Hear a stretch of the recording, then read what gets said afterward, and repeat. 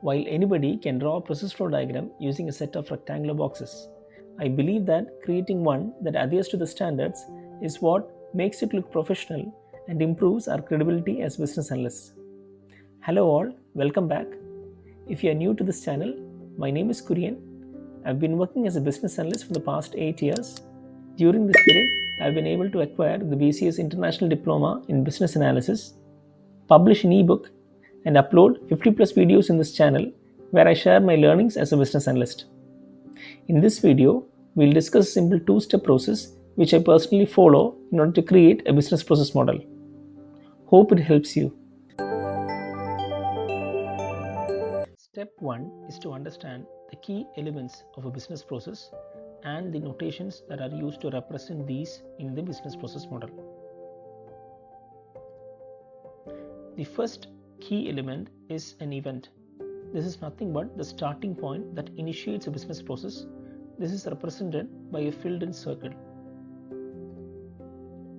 The next key element is outcome, or the ending point of the business process. This is represented by a filled-in circle with an outer circle or the bullseye symbol. The third element is the task, which refers to the activities in between the starting and ending points. These are represented by a rectangle with rounded corners. The next key element are the actors who perform these tasks. These are represented using swim lanes, as you can see on screen. Swim lanes helps to segregate the task that is done by one person from that done by another.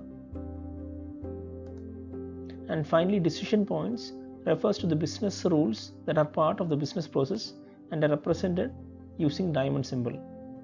Step 2 is about ordering these elements in the right sequence in the business process model. We always start with the event because it is the event that initiates a business process. This is immediately followed by the tasks that is initiated or triggered as a result of this event.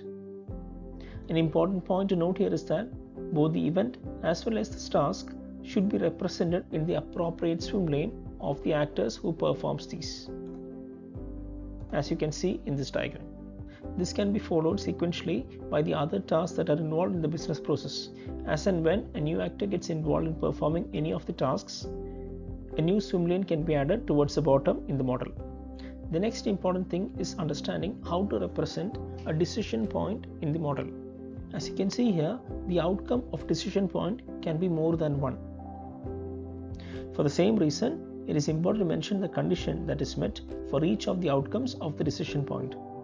Following this, the subsequent task can be added to the business process until the final outcome of the business process is met. As you can see in the diagram, there can be more than one outcomes for a business process. Now, let us understand this with the help of an example.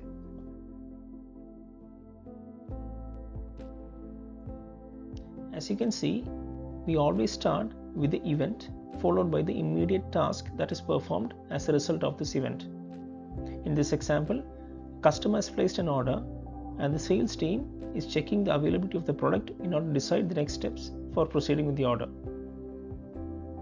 Now, depending on whether the product is available or not, there is a need to include a decision point. So now we have added the diamond symbol and there are two outcomes, either to reserve the product or to send the product to the customer based on whether the product is available or not available. Proceeding further, for each of these flows, there is a different business outcome. In case of reserving the product is kept on hold currently. On the other hand, when the product is sent to the customer and the customer has received the products, the order is complete. If you enjoyed this video, you may also like my video on business process hierarchy, which you can find here. Thank you so much for watching. Have a good day and see you in the next video.